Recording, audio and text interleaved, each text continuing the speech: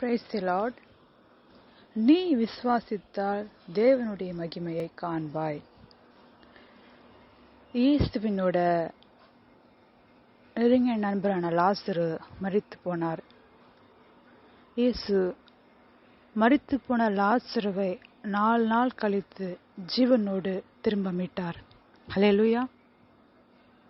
இதுக்கு நடுவில் ஒரு காரியம் நடக்கும்.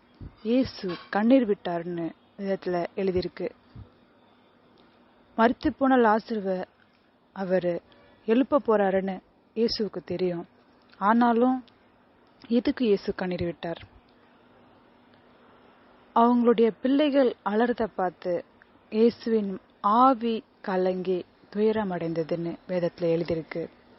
நம்முடைய கண்ணீர் உலகத்தின் மனுஷங்களுக்கு அற்பமா தெரியலாம், ஆனா தேவனுடைய கண்களுக்கு அது ரொம்ப விலை உயர்ந்தது. தேவன் இந்நாளும் இந்த சிந்தனையோடு உங்களை ஆசீர்வதிக்கும்படி வேண்டிக் கொள்கிறேன். இயேசுவின் நாமத்தில் ஆமென்.